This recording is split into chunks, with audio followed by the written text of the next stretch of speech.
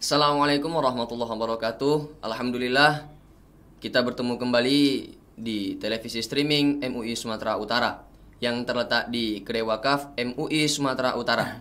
Nah, Kedai Wakaf MUI Sumatera Utara ini memiliki visi membangun wakaf produktif dan tagline kami memudahkan Anda berwakaf. Alhamdulillah di siang berbahagia ini kita kedatangan tamu yang menarik, yaitu khusus untuk membahas Tibbun Nabawi yang berkenaan juga pada bulan ini, yaitu bulan Rabiul Awal, bulan kelahiran Rasulullah Sallallahu Alaihi Wasallam. Nah, alhamdulillah narasumber kita pada siang kali ini sudah datang. Assalamualaikum Bapak. Waalaikumsalam warahmatullahi wabarakatuh. Alhamdulillah. Nah, sebelumnya kita perkenalkan, yaitu narasumber kita pada siang kali ini adalah Dr. Zulfahmi Lubis LC.MAG. Nah, beliau ini memang sudah dikenal di kalangan masyarakat khusus mengenai pengobatan ala Tibbun Nabawi. Nah, dan juga kepada pemirsa televisi streaming MUI Sumatera Utara, bagi pemirsa yang telah menonton acara pada siang kali ini, maka secara langsung para penonton di rumah telah berwakaf di Kedai Wakaf MUI Sumatera Utara, yang dimana hasil dari monetisasinya akan dikelola langsung oleh Kedai Wakaf MUI Sumatera Utara. Nah, jadi tanpa basa-basi lagi, kita langsung saja berbincang dengan narasumber yang telah kita undang pada siang hari ini. Nah, jadi langsung saja ini Ustadz. Nah, sebagai pengantar nih Ustadz dari pengobatan Tibbun Nabawi, yang jadi pertanyaan orang ini kan gak semua orang yang ada di kalangan masyarakat itu tahu apa itu Tibbun Nabawi, Ustadz. Nah, jadi bisa Ustadz jelaskan boleh secara ringkas atau secara garis besar atau dengan bahasa yang mudah dipahami oleh orang-orang yang awam dan orang-orang yang khusus, apa itu Tibbun Nabawi, Ustadz? Ya, terima kasih. Bismillahirrahmanirrahim. Assalamualaikum warahmatullahi wabarakatuh. Alhamdulillahilladzi anzala adda illa walahu dawa. Wassalatu wassalamu ala man 'allamana at-tibba was-sifa sayyidina wa maulana Muhammadin wa ala alihi wa sahbihi wa mawala. Wa ba'd. Pertama sekali tentunya marilah kita aturkan puji dan rasa syukur kita kehadirat Allah Subhanahu wa taala serta salawat dan salam kita ajukan kepada junjungan kita Nabi besar Muhammad sallallahu alaihi wasallam. Dan terima kasih kepada Kedai Wakaf yang telah memberikan kesempatan waktu untuk lebih mengenalkan dan mensosialisasikan apa itu Tibbun Nabawi. Tibbun Nabawi adalah dua kata yang diambil dari bahasa Arab. Yang pertama at-tib dan yang kedua an-nabawi. At-tib itu artinya adalah pengobatan, an-nabawi adalah isim nisbah atau kata yang mengandung makna pengaitan atau penisbatan sesuatu kepada sesuatu yang lain. Yang artinya at-tib, pengobatan, an-nabawi artinya bahwa pengobatan ini dinisbahkan atau dikaitkan atau dihubungkan kepada baginda Nabi sallallahu alaihi wa ala alihi wa sahbihi wasallam tasliman katsiran. Artinya secara ringkas, Tibbun Nabawi adalah praktik pengobatan yang dilakukan oleh baginda Nabi sallallahu alaihi wasallam semasa hidupnya, yang diriwayatkan oleh para sahabat dan dipelajari oleh para ulama, dikembangkan sehingga menghasilkan manfaat kepada masyarakat banyak, terutama untuk menjaga kesehatan dan mengobati berbagai macam jenis penyakit. Tibbun Nabawi ini juga sudah dikembangkan oleh ulama-ulama Islam seperti Ibnu Sina, kemudian Ar-Razi, kemudian Daud Al-Antoqi dan lain sebagainya. Nah, inilah secara ringkas dan gamblang garis besar apa yang dimaksud dengan At-Tibbun An-Nabawi.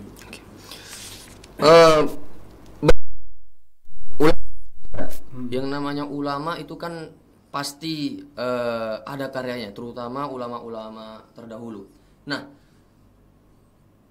apa saja nih Ustaz rujukan kitab Tibbun Nabawi yang Ustaz pakai untuk pengobatan Tibbun Nabawi itu Ustaz? Ya, terima kasih. Sebelumnya At-Tibbun Nabawi ini adalah sebagaimana yang sudah kita jelaskan adalah pengobatan yang dipraktekkan oleh baginda Rasul Sallallahu Alaihi Wasallam selama hidupnya, dan kemudian dijadikan sebagai prinsip-prinsip dasar dari pengobatan Islam oleh ulama-ulama Islam selanjutnya. Artinya pengobatan Nabi ini mengandung kaidah-kaidah dasar yang prinsipil yang harus dianut dan diikuti oleh umat Islam sehingga mendapat kesehatan dan kesembuhan dari segala macam penyakit. Jadi Tibbun Nabawi ini sebenarnya tidaklah menjelaskan begitu gamblang dan rinci segala hal mengenai penyakit, karena kasus-kasus penyakit itu terus berkembang dengan seiring perkembangan zaman. Bahkan penyakit-penyakit yang baru itu bahkan akan terus bermunculan yang tidak ada pada masa Nabi. Oleh sebab itu, Tibbun Nabawi ini dijadikan dasar-dasar sebagaimana Al-Quran dan hadis dijadikan sebagai dasar untuk menetapkan berbagai macam hukum yang terkait dengan ibadah, muamalat dan lain sebagainya. Maka Tibbun Nabawi juga dijadikan sebagai prinsip dasar dalam pengobatan Islam. Artinya hukum-hukum Tibbun Nabawi ini tidak aja, prinsip-prinsip dasarnya tidak hanya diambil dari Al-Quran dan hadis, juga diambil dari kias, kemudian istihsan dan maslahat dan berbagai macamnya. Sebagaimana juga hukum Islam seperti itu halnya. Kalau seandainya Al-Quran dan Sunnah itu harus menjawab seluruh permasalahan umat dan harus semuanya termaktub dalam Al-Quran dan hadis, tentunya Al-Quran itu membutuhkan tidak hanya cukup 6.000 ayat, tapi juga harus lebih dari miliaran ayat. Begitu juga halnya hadis, tidak cukup sampai jutaan hadis, tapi juga membutuhkan miliaran hadis. Namun Al-Quran dan hadis ini sudah mencakup segala bentuk prinsip-prinsip dasar dari pengobatan Nabi dan pengobatan Islam yang diajarkan oleh Allah dan Rasulnya yang bisa dijadikan pegangan. Kemudian dari prinsip-prinsip dasar ini dikembangkan oleh para ulama. Sebagai contoh Ibnu Sina dengan karyanya Al-Qanun fit Tibb. Orang barat mengenalnya dengan buku Canon. Al-Qanun fit Tibb ini menjadi rujukan kedokteran sampai abad 18. Jadi bisa dikatakan bahwa Ibnu Sina menjadi bapak kedokteran modern.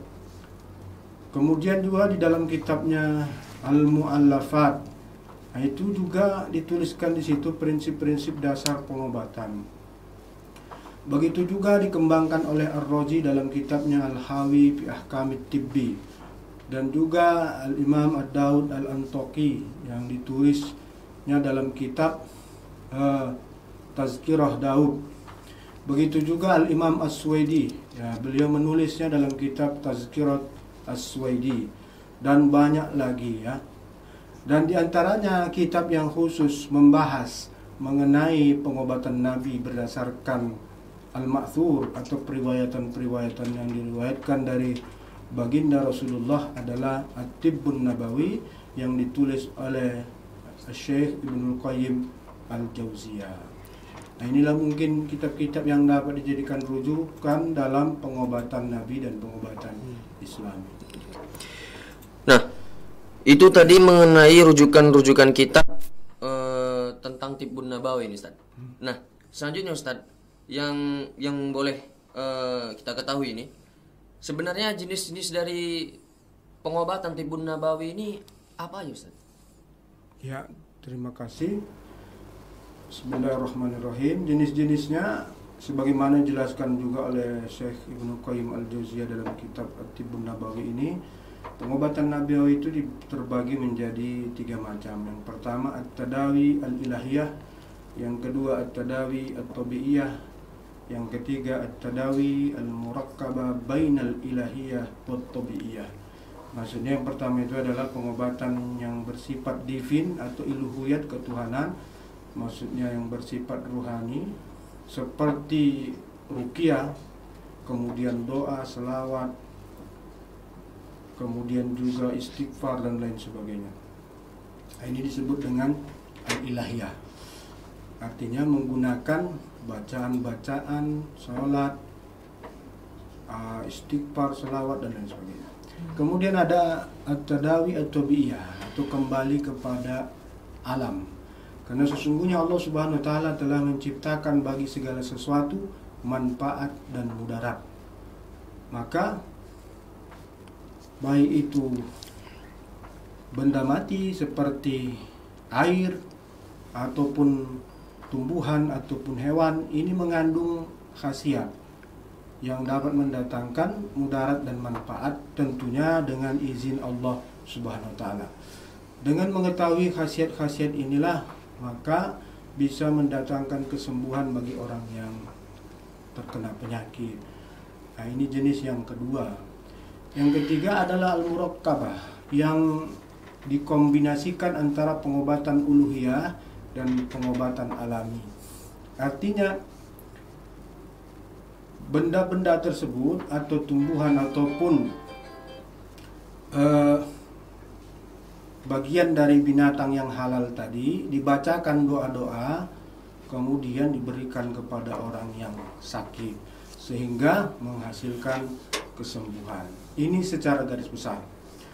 Kemudian secara rincinya pengobatan Nabi ini, uluhiyat itu, yang pertama sebagaimana yang kita ketahui adalah ruqyah.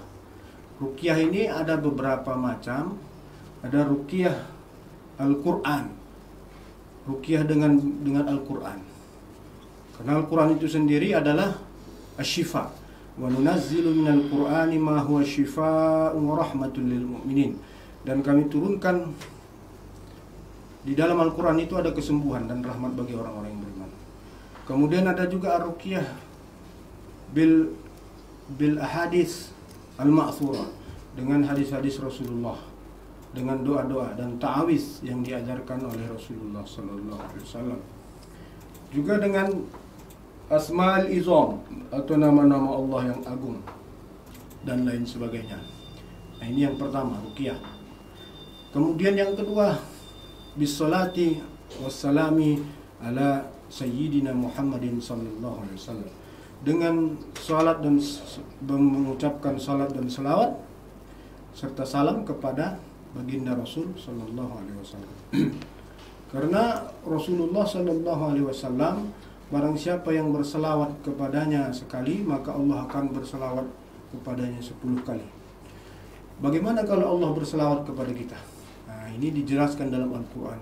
Walladzi yusalli alaikum wa malaikatahu yukhrijukum minaz zulumati ilan nur. Dan dialah yang berselawat kepadamu dan malaikat-malaikatnya untuk mengeluarkan kamu dari segala bentuk kegelapan dan cahaya yang terang benderang. Kegelapan ini banyak, termasuklah di situ penyakit. Kemudian juga solat, karena solat itu sendiri pun adalah munajat, meminta pertolongan kepada Allah. Jadi dengan solat juga seorang itu bisa menyembuhkan penyakitnya dengan izin Allah. Kemudian juga dengan istighfar.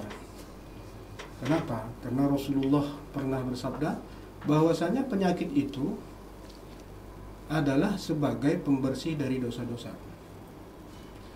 Jadi setiap kita sakit, bahkan katanya setiap kali orang tertimpa penyakit atau rasa sakit sekecil apapun, itu akan menghapus dosa-dosa dan kesalahannya.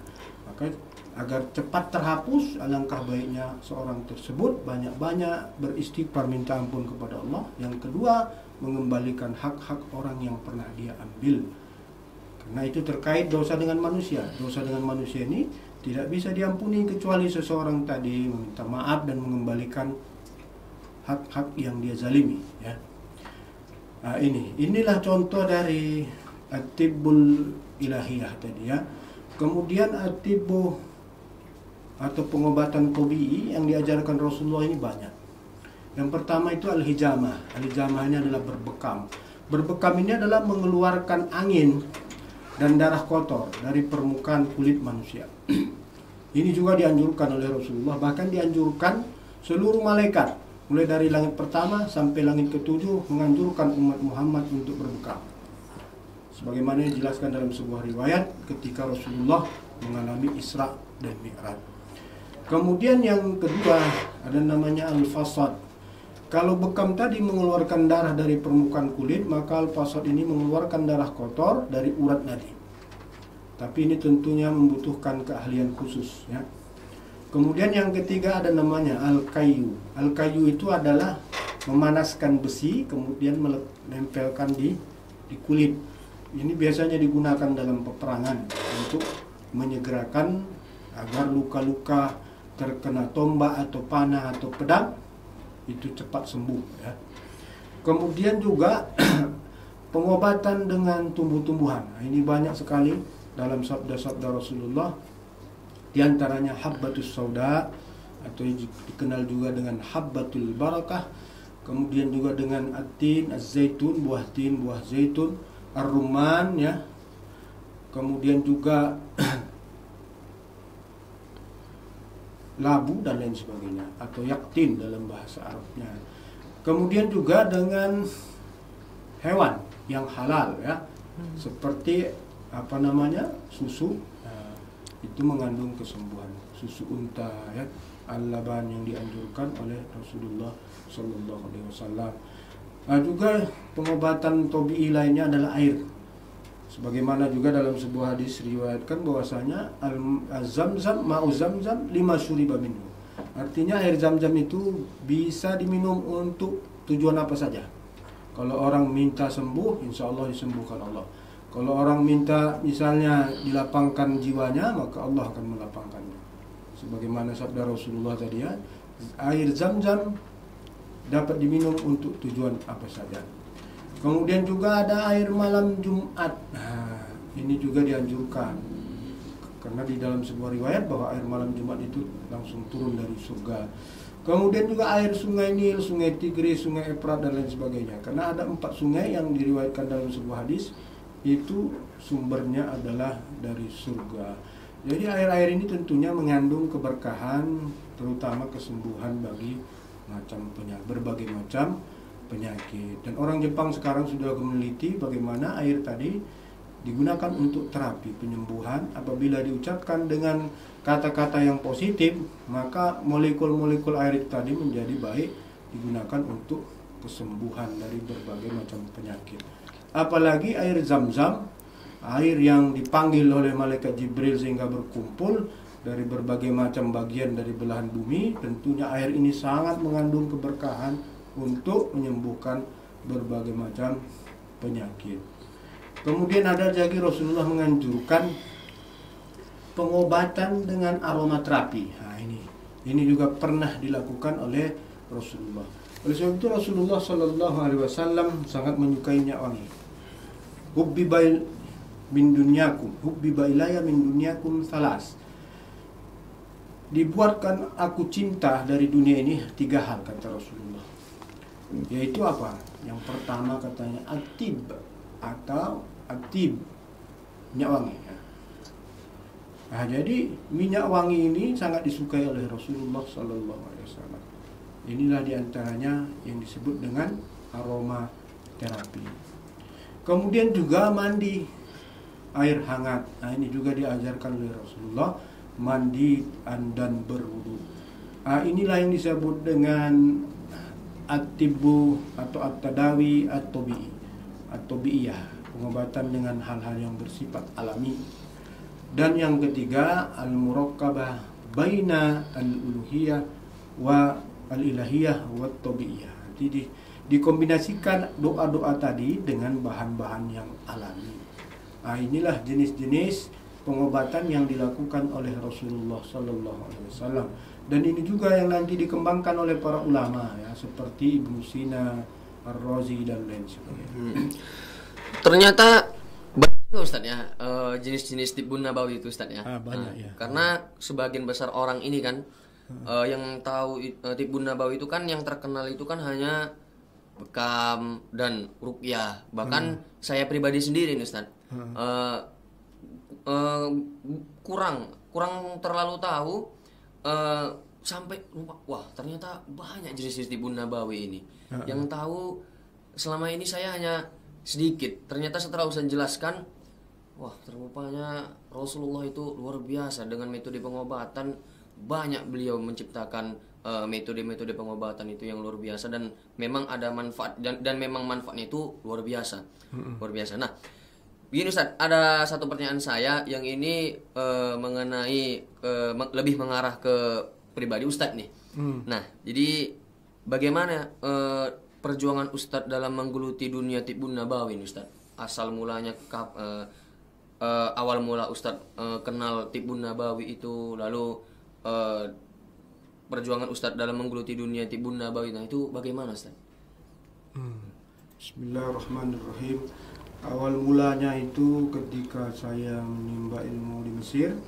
Jadi saya kebetulan pernah membaca buku At-Tibbun Nabawi yang ditulis oleh Syekh Ibnu Qayyim Al-Jauziyah.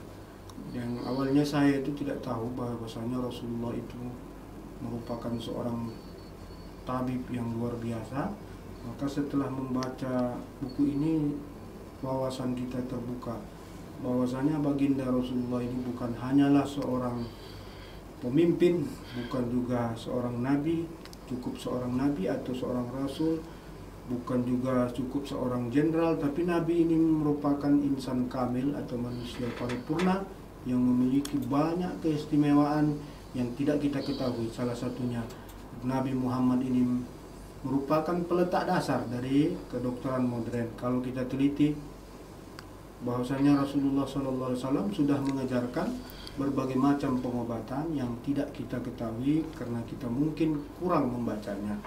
Maka dari situ saya termotivasi terus mempelajari pengobatan Nabi ini, pengobatan Islam, dan alhamdulillah setelah saya pulang ke Indonesia pada tahun 2000, saya juga setelah itu tahun 2000 saya terus menggeluti, mempelajari, mendalami, membaca kitab-kitab tersebut. Saya berjumpa dengan adik kelas saya, Ustadz Zainal Abidin. Kebetulan dia juga sudah belajar membekam di Mesir. Kemudian dia mengajak saya untuk melakukan praktik pengobatan Nabi ya, berupa ruqyah, bekam dan seterusnya. Dan sejak itulah sampai sekarang kami terus menggeluti pengobatan baginda Rasulullah SAW, mempelajarinya dan lebih mendalaminya dan mempraktekkannya, dan alhamdulillah banyak orang yang terbantu. Bukan hanya umat Islam, tapi juga ada yang kami ruqyah itu orang Kristen, dan sekarang orang Kristen pun datang ke kita untuk minta ruqyah. Nah, kita pun heran itu ya. Artinya mereka sudah merasakan bahwa pengobatan Nabi ini luar biasa. Begitu juga orang Buddha yang baru masuk Islam, itu juga pernah kita ruqyah. Dan dia minta diruqyah, kita bingung, ini Buddha apa enggak ada di agamanya gitu ya. Kemudian Kristen apa enggak ada di agamanya, kenapa dia minta sama ustaz untuk diruqyah. Nah, itulah membuktikan bahwasanya orang non-muslim saja itu sudah merasakan manfaat dari Tibbun Nabawi. Luar biasa. Berarti cerita yang Ustadz sampaikan tadi mengenai pengalaman Ustadz dalam menggeluti dunia Tibbun Nabawi ini kan Ustadz, bukan hanya orang muslim saja yang merasakan efek dari Tibbun Nabawi ini Ustadz, tapi juga non muslim juga merasakan dari efek manfaat dari Tibbun Nabawi Ustadz. Luar biasa. Seperti yang Ustadz katakan tadi, yang statement yang suka saya mendengarnya, Rasulullah itu bukan cuma hanya sekedar Rasul. Rasulullah itu bukan hanya cuma sekedar jenderal, yang bukan hanya jenderal. Rasulullah itu ya bukan hanya penyampai risalah, tapi Rasulullah itu ya juga bisa kita bilang sebagai dokter. Memang insan kamil dalam semua hal itu, kompeten beliau. Luar biasa. Allahumma sholli ala sayyidina Muhammad. Nah, sebagai penutup nih Ustaz, bisa Ustaz memberikan pesan dan motivasi Ustaz kepada masyarakat, terutama masyarakat muslim nih kan Ustaz, agar masyarakat itu mau berobat dengan pengobatan metode Tibbun Nabawi Ustaz. Ya, bismillahirrahmanirrahim. Al-Islamu huwal hillu. Islam itu adalah solusi. Jadi bagaimana Islam ini menjadi rahmat bagi seluruh alam? Maka kita harus kembali kepada Al-Quran dan hadis, menggali, mendalami, meneliti Inilah tugas para ulama. Jadi bukan hanya hukum saja yang digali dan diteliti, tapi banyak dimensi-dimensi lain atau hal-hal yang lain perlu digali dari baginda Rasulullah Sallallahu Alaihi Wasallam. Kenapa? Rasulullah itu adalah seorang yang diajarkan Allah seluruh ilmu dari awal sampai akhir. Dalam sebuah hadis dijelaskan bahwasanya dalam sebuah hadis qudsi Allah berfirman kepada baginda Nabi, "Ya Muhammad, apakah kamu tahu dalam hal apa al-mala'ul a'la berselisih paham?" Rasulullah menjawab, "Allah lebih tahu." Kemudian Allah di dalam riwayat tersebut bertajalli ke dada Rasulullah sehingga terbukalah semua ilmu dari awal sampai akhir. Jadi berdasarkan hadis itu bahwasanya Rasulullah tidak hanya mengetahui atau menguasai satu bidang ilmu agama, tapi Rasulullah, saya sangat meyakini, mengetahui seluruh disiplin ilmu dari awal sampai akhir. Namun karena umat Islam tidak mau lebih menggali ajaran-ajaran Nabi dan tidak mau mendalami hadis-hadis Rasul, sehingga kita tidak menemukan mutiara-mutiara itu. Bahkan baginda Nabi menjelaskan, utitu jawami al-kalim, aku diberikan Allah Subhanahu wa taala jawami. Jawami itu himpunan kalimat, maksudnya himpunan seluruh ilmu yang dengan satu kata itu bisa ditafsirkan dengan berbagai macam disiplin ilmu. Itulah keagungan Rasulullah Sallallahu Alaihi Wasallam. Jadi alangkah ruginya lah umat Islam ini tidak kembali kepada Rasul dalam menyelesaikan masalah-masalahnya, apalagi dalam masalah kesehatan. Jadi motonya bukan hanya kembali ke alam, tapi kembalilah kepada Allah dan Rasulnya dalam menyelesaikan masalah, terutama dalam penyelesaian masalah kesehatan. Luar biasa ini Ustaz. Alhamdulillah. Dari penyampaian yang Ustaz sampaikan, saya pribadi mendapatkanlah secara garis besar apa itu Tibbun Nabawi dan manfaatnya apa, dan juga Ustaz menceritakan pengalaman Ustaz sedikit mengenai perjalanan Ustadz di dalam dunia Tibbun Nabawi. Terima kasih banyak Ustadz atas ilmu yang Ustadz sampaikan pada hari ini. Nah, alhamdulillah hari ini kita telah tercerahkan secara garis besar mengenai metode pengobatan Tibbun Nabawi. Nah, perlu kami sampaikan kepada pemirsa di rumah, insya Allah episode mengenai Tibbun Nabawi ini akan berlanjut lebih kurang 20 episode dan akan berlanjut di episode yang akan datang. Nah, pada kali ini seperti yang dijelaskan tadi oleh Ustadz, bahwasanya penjelasan hari ini fokus kepada apa sih itu Tibbun Nabawi. Nah, mungkin di episode selanjutnya kita akan membahas mengenai jenis-jenis yang telah disampaikan oleh Al Ustadz tadi, yang banyak jenis-jenis dari Tibbun Nabawi itu mungkin satu persatu akan kita jelaskan di episode yang akan datang. Nah, saya Muhammad Mulyo, kita telah sampai di ujung acara. Mohon maaf apabila saya ada salah kata. Jangan lupa kepada pemirsa di rumah dengan menonton streaming channel YouTube MUI Sumatera Utara, pemirsa di rumah sudah berwakaf. Terima kasih. Mohon maaf apabila ada salah kata. Pada Allah saya mohon ampun. Wassalamualaikum warahmatullahi wabarakatuh. Waalaikumsalam.